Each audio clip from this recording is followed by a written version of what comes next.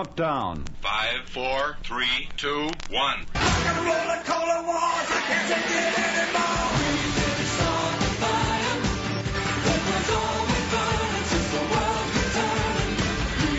And good afternoon. Wonderful, wonderful Friday to you, TGIF. Weekend is upon us, and the snow is a-coming, they're telling us. And that's a good thing, friends. Let's hope the temperatures drop and the depth accumulates up there in the mountains so that we can get the ski industry spurred up and or fired up, if you preferred, and start bringing in the tourist dollars that we so relish here along the Wasatch Front in the great state of Utah. You're tuned into the Maxon Show. I'm Mark Maxon, your host. A pleasure and privilege to be with you as always. Hope you've had a great week. I have a wonderful guest with us today. He is the owner-founder of a company called H2O Research. That's right, H2O Research. Got to put the O in there. And you know exactly what I'm talking about, water. And that's what we're going to be discussing today, is the condition of our municipal water supply. Guest today is Trent Spafford, and he is sitting here in studio with me. Trent, welcome to the show. Good to have you here with us. Hey, thanks, Mark, for having me on. It's a pleasure to be here. Well, it's good to have you here, and thank you for my invitation, accepting my invitation, I should say. You were sharing some things with me about the water, and as you know, I'm no the condition or poor water quality in our society. I'm no stranger to that. You know, I spent some time in the industry myself many years back, and I was quite dismayed at that time to discover that the water coming out of our tap, that potable water supply that we draw on, isn't as good as we'd hoped that it would be. And you have some extensive research that you've done on water quality here in the state of Utah. Mm-hmm. And I can't wait to have you share this with our listening audience, because I think they have a right to know, and they have a right to do something about it. So tell us a little bit about what you know, how you go about this research, where you derive it, and what it means to us, if you would. Well, yeah, so as you were talking about hoping that we get snow this weekend for the ski industry, a lot of people have the belief and the misunderstanding that, you know, the water that we get from into our home is the water that just melted from the previous spring. Uh-huh. And a very small percentage of Utah's water is actually from the surface, which would be a lake or a river. Only about 5 to 7% is our estimation. The rest of it. When you say our estimation, where do those? Because I got some analyticals out there listening. Where are those statistics coming from, if I may ask? Water Quality Association of America, EPA, okay, and our own communities. Okay. So, a very small percentage. The majority of the water comes from the groundwater. So, the water you drink out of a faucet today may have fallen from the cloud 50 to 100 years ago. So as we do research with people, really? One of the questions we ask is, do you think water is going to get better or worse or stay about the same in the next 5 years? And people say, oh, it'll get better or get worse. But all the research is pointing right now that it is going to get much, much worse before it ever gets better, because the contaminants that are in the supply or in the soil and in the groundwater that were polluted 50 years ago is just now hitting our water supplies.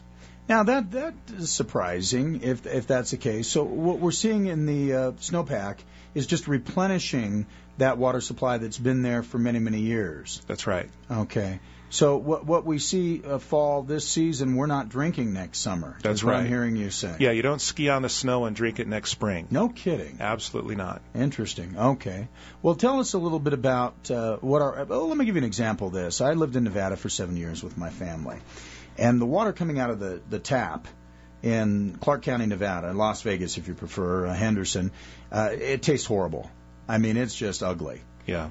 And it was interesting because I would come up here and visit my in-laws, and the water coming out of the taps tasted so cold and fresh and great, and it didn't seem to have the same volume of sediment in it. So I would, even though I bought bottled water, I would bring up gallons, empty jugs, and I'd fill it up and take it back home because I thought it was so good, only to discover a few years later that the water, according to the EPA in Clark County, Nevada, was better than the water coming out of the tap of West Jordan, Utah.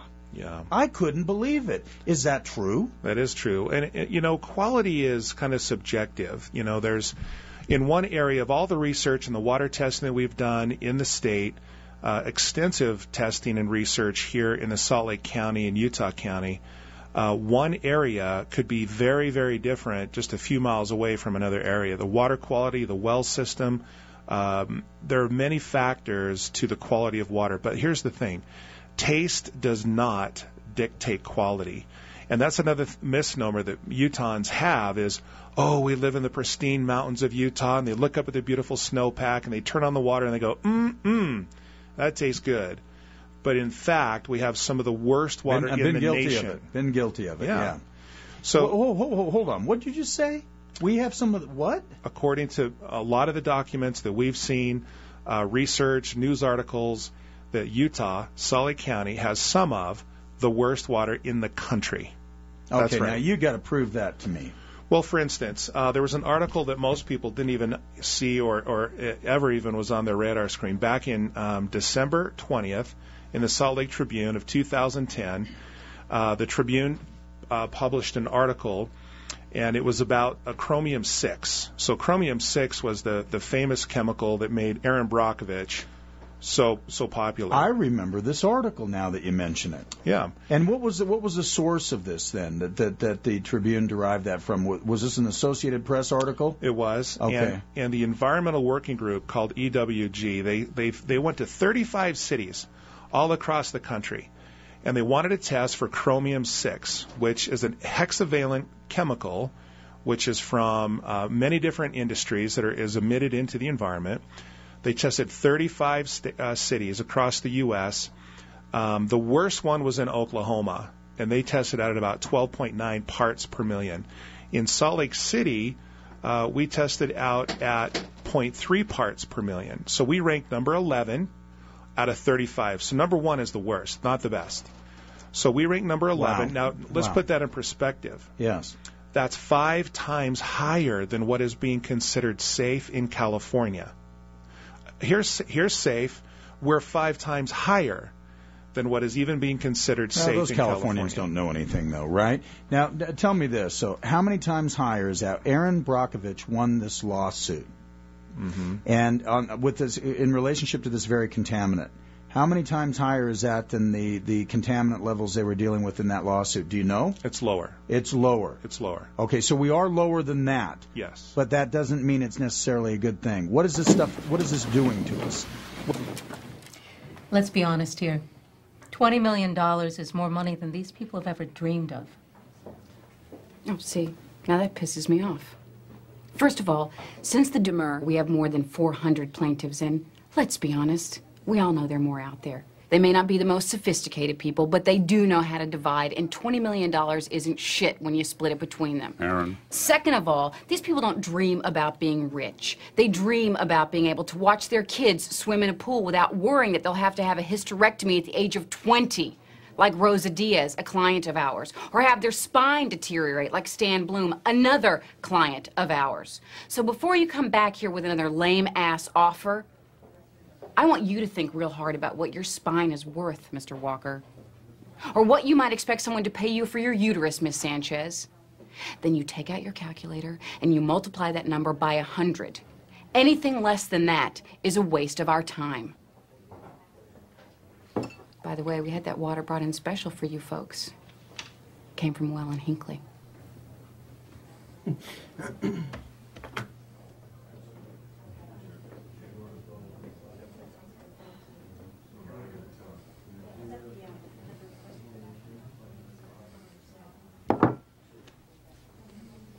I think this meeting's over. Damn right it is. It causes cancer. It causes neurological disorders, skin disorders. It causes brain tumors. There are many, many symptoms of chromium-6. And so it's... Could that have anything to do with multiple sclerosis? I mean, I've been wondering why we have the highest level per capita of MS in the country. And you got to wonder sometimes, is it the air we're breathing? Is it the water we're drinking? What is this? It's to these various ailments. What else is in the water? Because I know from what you indicated to me in our conversation, there's a lot more than this we're dealing with. Oh, yeah, yeah. Well, it's the unknown factors, too. What's so scary about this, Mark, is that there are tens of thousands of different chemicals used in the United States. And the combination of new chemicals, when they mix, create new chemicals. We don't even know what they are. So there's actually more concern about what we don't know than what we know. I was afraid you were going to say that.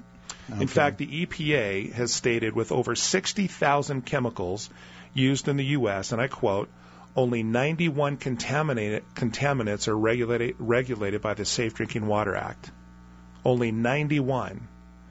So we know how to test and quantify and recognize and test 91 out of over 60,000 of these. How come no one out there, as far as elected officials are concerned, are talking to us about this and warning us about this?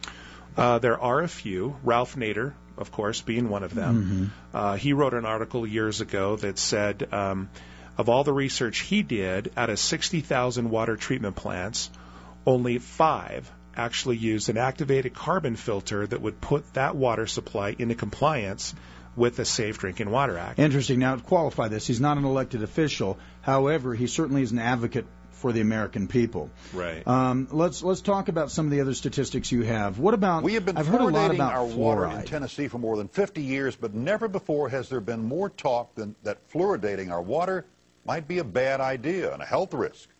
Tonight, Dennis Ferrier has the latest developments on a story that impacts all of us. Joey Hensley is a respected physician. He's also a Tennessee state lawmaker.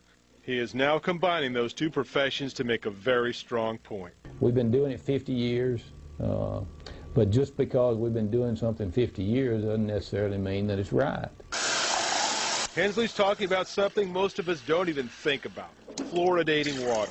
After much research, the doctor has sent out a letter to every water district in Tennessee asking them to stop fluoridating water. The evidence, he says, fluoride works better when you rub it on your teeth, not when you drink it. That fluoridation is medication added to water without your permission, and that's wrong. But most of all, because the National Research Council believes young children are getting 3 to 4 times the dose of fluoride as adults. And now the American Dental Association is telling mothers not to make baby formula with fluoridated water because of fear of dental fluorosis. And that's big news, and that really hasn't been publicized very much. Health researcher Dan Stockin believes that this ADA warning about baby formula and fluoride is just the beginning. The ramifications of this are so huge, I'm sure that the state health department hasn't quite figured it out yet. Because once the door cracks, and it is now for what it does to teeth, the next group, one of the next groups that's going to start raising their hands and saying, what about us, is people who are on dialysis and people who have borderline kidney damage and impairment. Then there's all the people that have hypothyroidism. Scientists like Nobel Prize winner Arvid Carlson and a large group of EPA scientists have called for the banning of fluoride because we don't know how much we're ingesting, so we don't know if we're being poisoned. There are so many potential legal things about to happen that as a taxpayer, I think it would be really, really smart for the water districts and Metro Nashville. Look, just if people want fluoride, let them use fluoridated toothpaste and spit it out. But don't go poisoning everyone. Don't continue this after everyone knows all this information now, just because it's not convenient. Now, Dr. Hensley has already had one response. Spring City in Ray County is going to stop fluoridating its water, and it is that simple. I mean, there's no law. It's all voluntary, Dan, so anyone can turn on the fluoride or turn it off. Dennis, let's make sure we're clear on this. Fluoride, it is in tea, it's in coffee, it's in water, it's in bread, it's in toothpaste, but it's actually a poison, right? It sure is, and here's the quickest evidence. Go to your bathroom and pick up your toothpaste, and you'll see a warning that if a child swallows more than a pea-sized amount of toothpaste, call poison control. Wow. Dennis Ferrier. But I other than helping your teeth, I'm hearing that there's a lot of negatives to fluoride entering the human body. Tell us a little bit about that. Well, we could take a whole hour just on this one subject. It's something that I've really become passionate about.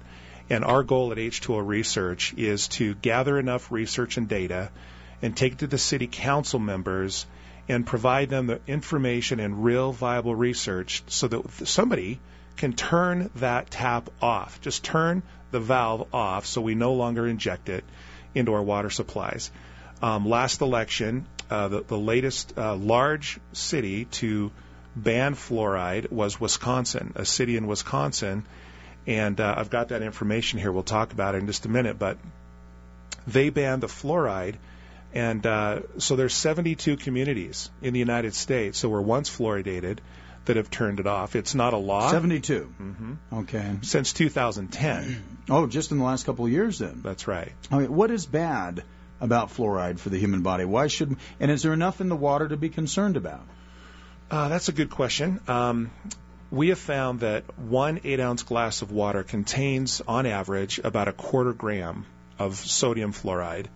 And a lot of people think that the fluoride in the water is different from, say, the fluoride in toothpaste. It's the same type of fluoride. It comes from the same sources. Isn't fluoride a byproduct of the steel industry or something like that, as I recall? It's an industrial waste product. It's an industrial waste. Oh, that's great. So we're drinking this industrial waste is what we're drinking. Yeah. Well, and you can go to H2OResearch.org, and there's a lot of information on our website. Just go there and look at the findings page, and you can do your own research on this. Don't take my word for it.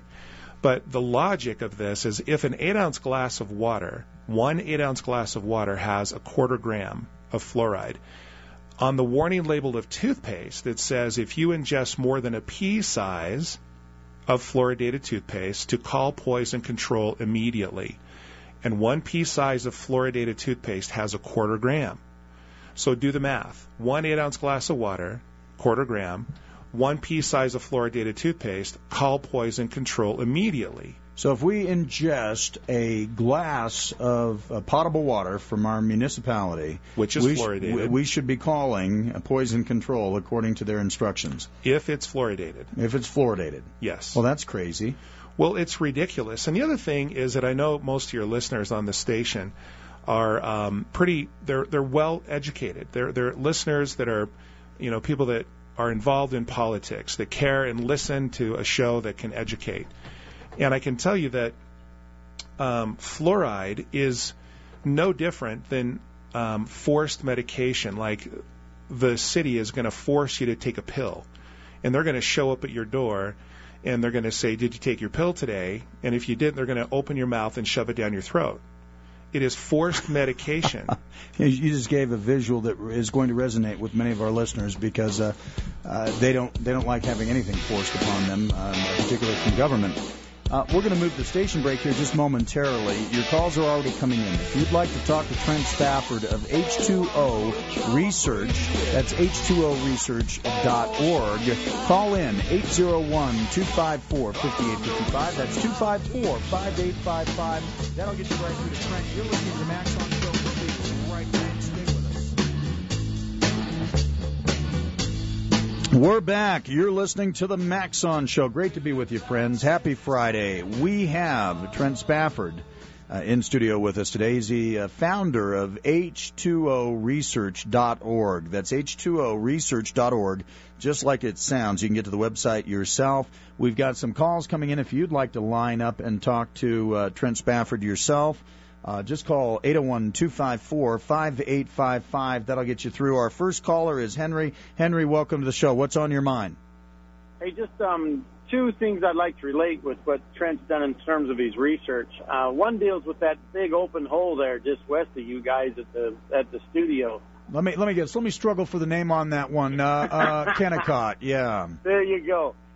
It was about 8-9 years ago. There was a gentleman that had purchased a piece of property out there, and there was no municipal water supply, so he proposed to drill a well. Huh. The city, the county approved it because he was grandfathered in. Well, Kennecott Copper came knocking at the door, and they said, no, you can't drill here. You're too close to our mines.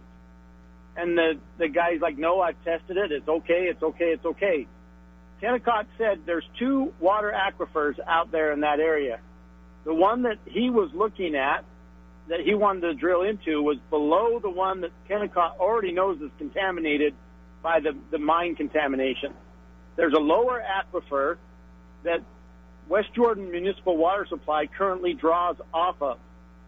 Now, in a meeting with city officials and these Kennecott officials, which I attended, the Kennecott officials were telling this gentleman that he could not drill a well.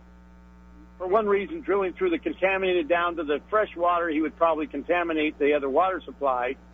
But the bigger concern that they expressed was they said that within probably 10 to 15 years anyway, probably in the 2020 to 2025 time frame, West Jordan City was going to have to shut down those pumps because as they're drawing in the water, they're actually pulling the contaminated water into the fresh water, and they're tracking the movement of those contaminants, and they have already made it aware to West Jordan City that they're going to run out of fresh water to use because of the known contaminants that are in the water, because those huge pumps are drawing it towards their pumps. So we got a big problem heading our way. Trent, you want to comment on this? Yeah, actually, it's very interesting. I've done testing in Magna. There's total dissolved solids, which is anything that water was once a solid that dissolved into the water. Test in the 1900s, 1800s part per million. 500 is the maximum contaminant level regulated by the EPA and is considered safe in America. 500 parts. And in Magna, which is kind of right downstream, we are well over 500. In fact, in Riverton, where I live, the water comes in at over 720 parts per million. And really? Total dissolved solids? Out of a million parts, that's how many dissolved solids there are. Now, there's some nature in there. There's man-made. There's anything that was at one time a solid that dissolved into the water is total dissolved solids. So that's the research that we're doing. We are tracking where these areas are and educating people as to what is going on. And people don't know what they don't know. And that's the focus of our research firm. We educate people. Well, worse yet is people are drinking what they don't know. They're drinking what. See, that gentleman was refused a drill permit after Kennecott came in and basically told the city officials, no, you cannot give this guy a well permit. We already know the problem out there, and we don't want him drilling a well, even though... So what happened with his land, for goodness sake? I mean, that can make a major impact on the value of a property. I honestly don't know what he ended up doing with his land, but it was so interesting. Here you had a private corporation, as we talk about a lot on this station, that telling overruled city the county. officials, overruled the county decision.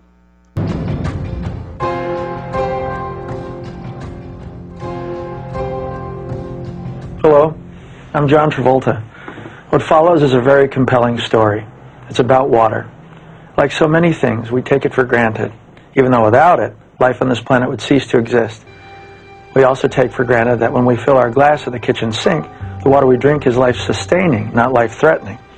But for a small community in rural New England, this common assumption led 8 families on a heroic decade-long battle to uncover the truth. Their courageous quest for justice became a best-selling book, and now a movie called A Civil Action.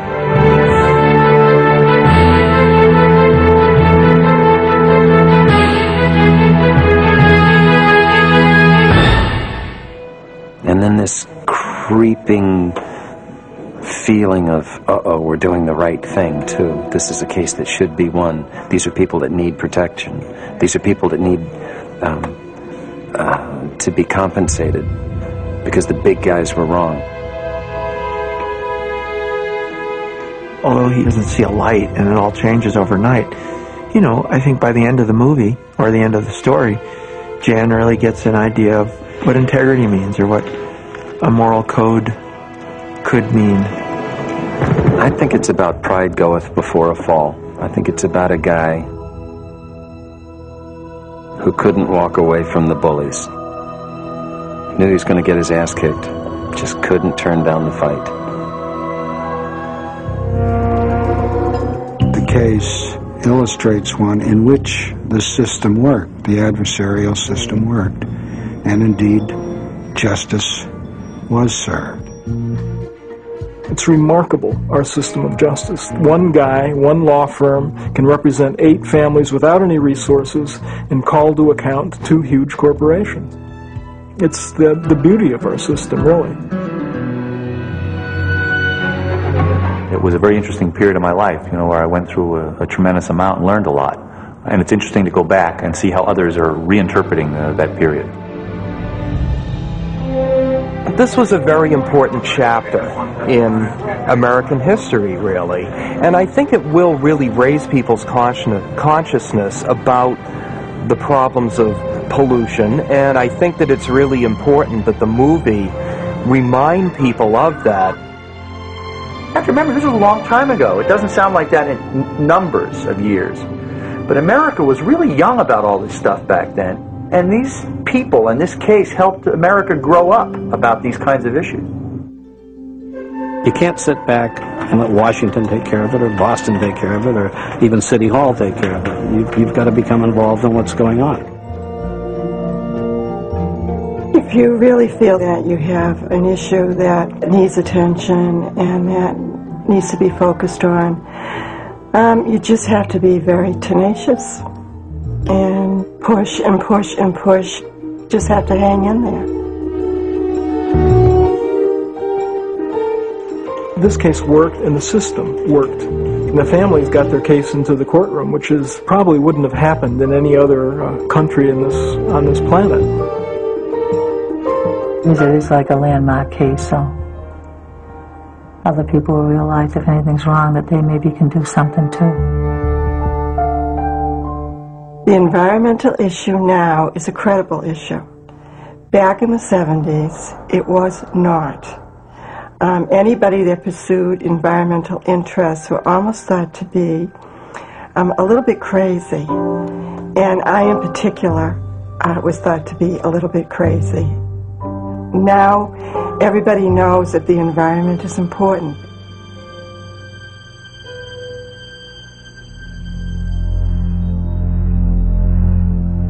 Woburn taught me that the truth is all around us and not at the bottom of a bottomless pit. Although I also learned that that for many of us, including myself, perhaps the discovery of the truth, it's necessary for us to go into the pit. And not only Kennecott, but Hercules. There was an article that appeared in the Salt Lake Trib, and it was written by Jim Wolfe, and they found toxic rocket fuel contaminants, rocket fuel near Magna from Hercules, and they actually found these levels were very high, and they tried to pump out thousands, and actually I think it was around 50,000 gallons of water to purge it. And it did just what this gentleman is saying. It actually pulled more toxins into the water. As the water came out, it flowed even faster. So there's way more than just Kennecott that I've seen. I could tell you horror stories about that just alone. But Hercules, I used to live in Bluffdale, right by the Jordan River, and they built a brand new subdivision. And the part of the developer donated to the LDS Church a big parcel of land. So the church went in there, they started to build a new stake center, and this was right across the street from me, right next to the Jordan River. And as they started to excavate for the foundation, they found over 5,000 tires that had been buried with all kinds of machine parts, with exhaust systems, motor parts.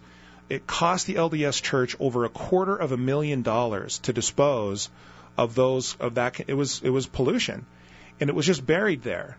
And it was donated. Obviously non-authorized. Non-authorized. Oh, that's just scary. It makes you wonder what's underneath. And that happens all over the place. We just don't know. Wow. Yeah. Wow. Okay, let's go to Fred. Fred, you're on the line with us. Thank you for joining us today. Hey, that was a perfect segue. The contaminant from Hercules is perchlorate.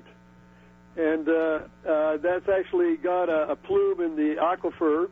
One of the past fellow board members did that for a living.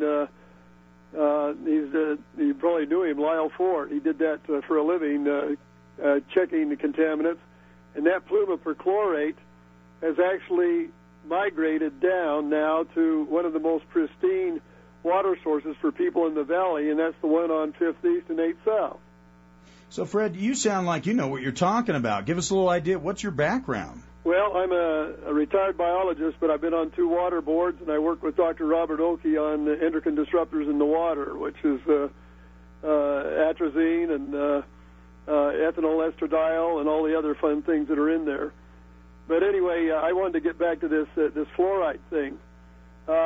It's actually criminal in that if you were to be one of the people who produce that, like when you smelt bauxite to make aluminum, or you were part of Archer Daniel Midland or Cargill or ConAgra, and you make phosphate fertilizer, hydrofluorosilicic acid is one of the byproducts.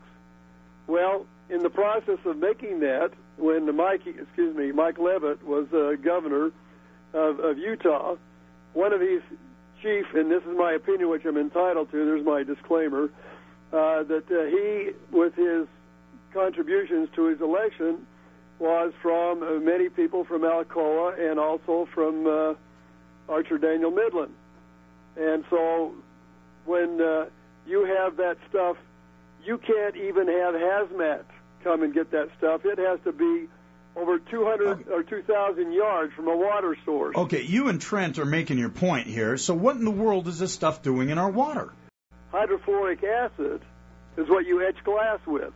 That's how corrosive it is. This just has a silicate in it. Try to give me a vote. Well, they can't put the full concentration of that. They can only put in 25% in the injectors up here at the mouth of Cottonwood Canyon, for example, or any other injectors, because it's so corrosive. It eats the brass, it eats the nylon washers, it eats the rubber. Well, then what in the world is it doing to our stomachs and body, Trent? What is this doing to us? Well, there's a lot of research now that shows that it increases bone fractures, 41% increase of dental fluorosis. A lot of people say, oh, fluoride is great for the poor people because they don't have a choice. They don't have access to good dental care. But actually, it's making our teeth worse. That's right. An increase of dental fluorosis from 10% in 1950 of children between 12 to 15, 10% of kids had fluorosis. And that is where your teeth go brown. They have staining, and I've seen people with this. And it pirates the calcium from the bones, too. Well, and what's interesting is now it's at over 41%. It actually makes our teeth worse. Now, this might sound alarming. This is real data, real viable research, but the teeth are the canary in the coal mine. What's happening when we ingest it systemically to our bones internally that we never see? So it is now also associated with reduction of IQ in children.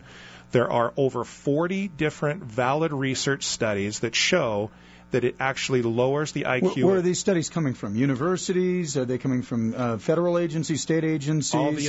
All the above. All over the place. May I inject right here? Dr. Judge, who's a research chemist in Arizona State, I worked with him. He has proven that it does deteriorate and actually kill, in some instances, 66 of our natural enzymes in our body. This is mind-boggling to me. Well, let me just give you a couple other things, and then I'll get off of here. This is like your guest said. This is a 10-hour show. It really is. We could talk for hours just on this one subject. Yeah, but I'm getting that. That's coming through loud and clear. Keep going. I'm sorry. Let me give you a couple imperatives, and then I'll shut up and get off. Anyway, they put that in, and you know what the treatment is? If one of the workers up there, and they have to have special training to work the pumps at the Genesis point, putting that in the water. If it gets and splashes out on them, this is only 25% concentration.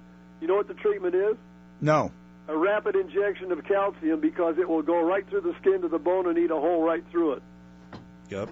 There are actually filters now that you can get that are made from cow bone. They take livestock after they're deboned and everything, and they take the calcium in the bones, they crush it, and you can actually take your water, put it through a filter that's literal cow bone, and it absorbs into that, so it's kind of the sacrificial lamb of a filter, so it doesn't affect you. Yes, fluoride is the most promiscuous, aggressive negative ion on the whole periodic table, if you look at it on there with the halogens. Anyway, two other imperatives, and then I'll shut up. If you were to take the Genesis point of that water at the canyon, put it in a pipe, don't add anything to it, and don't take anything out of it, and take it straight to the treatment plant down on, 32nd South and 9th West down there, you know you can't discharge it? You know why? No. It flies in the face of the EPA discharge permit regulations because it's a contaminant in the environment. Unbelievable what I'm learning here today. I got to tell you, Fred, your call is timely. I can't thank you. I'm glad you were listening today. And I would love to contact you. Please go to my website at H2O, and that's the letter O, H2OResearch.org. My phone number is there. I'd love to get together with you and go to lunch or something. We need to talk. Okay, let me just give you one other thing. I talked with Burgess down there at the State Ag Department for those who have to be licensed for applicating different pesticides and toxic materials. And I asked them, I said, do you know what halogenation is? And they had no clue. Well, let me just give you a thumbnail sketch. They use in their tanks, or whatever they're putting down, whether it's a herbicide or atrazine on the farms or whatever, and they mix the ingredients of that material in the water. And like you said, they don't realize the increase of toxicity that is made by putting that active ingredients with the halogens in the water, that it increases the toxic valence by 10, 20, depending upon the concentration of fluoride. It's just out of sight. And so it raises the question then, how did they put the warning label on the fluoridated toothpaste, which is actually pharmaceutical grade? That's sodium fluoride. That in the water is industrial sludge. It's hydrofluoric acid. Well, it's by the LD50, believe it or not. By the what? Would you repeat that? LD50. It's the lethal dose. And what they do is they take 50 mice, and then they give the questionable material, because this goes into the Labeling Act of 1972. Anytime you have something that's out in the public, you have to have it labeled. Well, anyway, if you have 25% of the 50 mice who die from ingesting that material, it's got a caution label on it. If you have 50% of those 50 mice who perish by ingesting that, it has a warning label. Guess what's on your toothpaste, friends? What is it? Warning. And the last thing, if over 75% perish from it, you have to have a skull and crossbones. Fred, fantastic call. Thank you so much. We're going to be right back after the station break. Thanks for your program. You're welcome. You're welcome. You're listening to the Maxon Show. We're interviewing Trent Spafford, founder of H2O Research.org. That's H2O Research.org. We'll be right back with your calls and more insights from Trent. Stay with us, friends. And we're back. You're listening to the Maxon Show. I'm Mark, your host. Great to have you with us. This is K-Talk Radio, AM 630, here along the Wasatch Front in the great state of Utah. We've got Trent Spafford in studio with us. If you just tuned in, folks, you've been missing out. This is informative.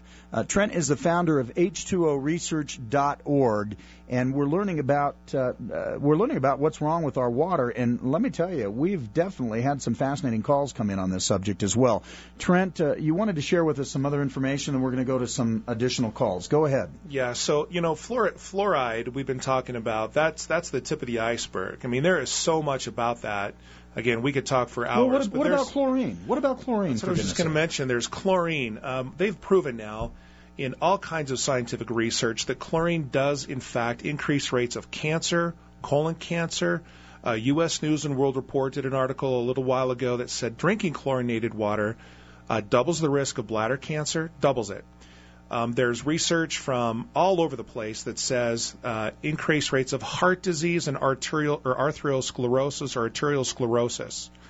All kinds of research that show that, again, a compounding effect. If there's anything organic in the water, and the reason they add chlorine is to kill organics, biologicals, that kind of stuff, the chlorine reacts with organic matter to create trihalomethylene, which is a known carcinogen, which absorbs through the skin. You inhale chlorine in a shower. In fact, the same article out of U.S. News and World Report warned people about taking long showers, and that if they did, that you should not take a bath or a shower in an encapsulated bathroom, meaning there's no vent, there's no crack in the window, there's no door that's open. And people do that all the time. Absolutely. You can actually, the chlorine is evaporative, so when it hits the air, it evaporates into the air, and you can be breathing 10 to 100 times more chlorine byproduct in the air than what's in the water because it builds up. It's like an injection chamber. So for real. Look at all the emphasis and money that's been spent on the damage from secondhand smoke and the risk from secondhand smoke. This sounds to me like it could be every bit as bad, if not worse, than secondhand smoke. Well, it's all about information and research. In 1904 is when the water treatment industry in the entire nation went to chlorine. It did kill typhoid. It killed cholera. It is a very, very strong and effective pesticide. It is labeled by the EPA as a pesticide. So when we add chlorine to the water, it does do what it's supposed to do. Unfortunately, when it enters our home, it doesn't magically turn off. It doesn't say, oh, this is a human, I'm going to stop. Got it. So what we really are looking at here in many respects is the only solution to this is what I would call like a point-of-use precaution. In other words, at the point that the water enters the home, we've got to take our own measures to protect ourselves and our family. We can't depend on our government to do it. And you know what? A lot of our listeners out there would probably feel that is it our government's responsibility to make sure that we're drinking the best possible quality water that we can, or is it the individual's responsibility? And that's a good question. In other words, the government's putting the chlorine in there to keep us from dying from typhoid or whatever it might be, right? Right. But the bottom line is once that water makes it to your home, maybe it is our responsibility. I don't want to lay this all on the government, for goodness sake. You know, let's talk about individuals' responsibility. Let's go to a call here, if we may, and we've got Sandy on the line. Sandy, welcome to the show. You're on live. Sandy, you'd ask me off the air, what can we do about it? Not just why, but what can we do about it to protect ourselves? Let's take those questions to Trent. Go ahead. Okay, hang on a second, because I remember years ago, before they put fluoride in, we were handing out notices that said we don't want fluoride in the water, but they did it anyway. Yeah, interesting. You know, the thing about fluoride is it's not a law. Any municipality can decide to do it. They don't even have to get approval for it. But as citizens, educated citizens, we can take action to get the fluoride out of the water. It's as simple as turning a valve off. So the scary thing, Mark Twain said, it ain't what you don't know that gets you into trouble. It's what you know for sure that just ain't so. That's what gets you into trouble. And so many people believe that fluoride is an asset, that it's good in the water supply. Right.